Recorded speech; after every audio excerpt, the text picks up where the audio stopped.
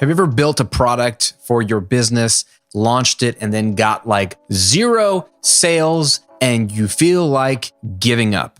Is there something you're missing, or are you just not cut out for this? With an audience, anything is possible, but without an audience, nothing is possible. The audience is the asset. The audience is the thing you need. The people that you are serving become your most valuable asset. Not you and your product idea, not your funnel, not your Facebook ad strategy. You need people, the right people, loyal people. So one reason why selling before you have an audience doesn't work is you don't know who you are selling to. Now, you might have a general idea, but you don't know these people intimately. You don't know their deepest, darkest fear. You don't know the nuances of their biggest desire or dream or hope. You might know from a distance, but you don't know intimately.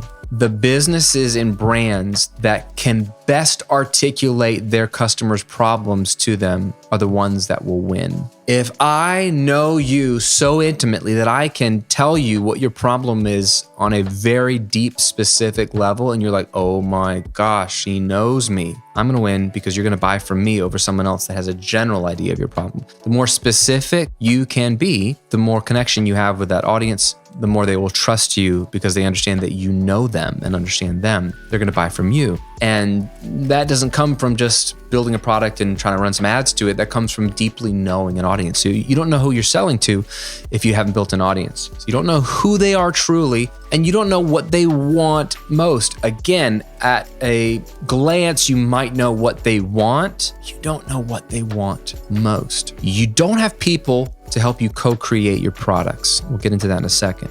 But the cool thing is, if you do this right, you don't create your products in isolation. You create them, in a sense, with your audience, which A, helps you take the pressure off, and B, helps you know that these products will probably sell because they were kind of secretly, covertly co-created by the people you're trying to sell them to. Focus in on a certain group of people to help, and be clear about what you will help them with. Who are you going to help more specifically? And even more specifically, what are you going to help them with? You know what? I really want to do this in general, but here's where I feel like I could really help people because I'm that person or I have this unique experience. Then we move on to creating regular free content. Blogging is not dead. Content is not dead. Content is the future because everyone's going to be making it. If you don't make it, you will lose out. You need to have content. When someone searches your topic, you better be there. If you're not there, what are you doing? Your goal is not to get a ton of views on YouTube. Your goal as a podcaster is not to get a ton of downloads on a podcast. Your goal on a blogger is not to get a ton of comments. You know what your goal is on all of these platforms? To get email subscribers. To get email subscribers. If you are not building your list, you are leaving money on the table. You are making it harder for yourself to grow your business.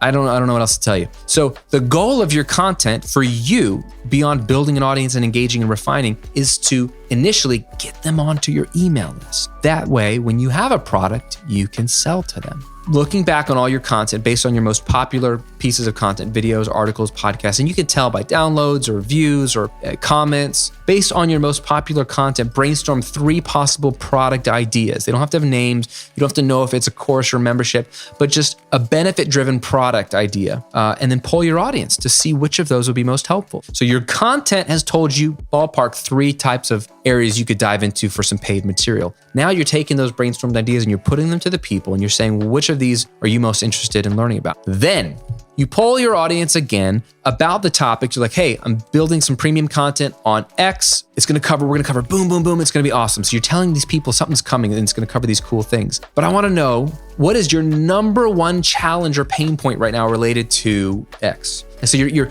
telling your people what you're gonna be giving them loosely, and then you're trying to ask them, of all the stuff we could cover here, what's the number 1 pain point and the number 1 dream or desired result? That's gonna help you refine the outline even more and make sure that your outline is like matching up with what they're saying. You don't just slap some videos together, call it a course, throw it up on the internet, run some ads to it, and call it a business. Some people are doing that. Those products suck. They might sell, but when people buy it, they realize this is crap. This was not only thrown together and overpriced, but it seems like you just don't even know me or care. That's not how you build a perennial best seller, okay? What you want is to build something that endures.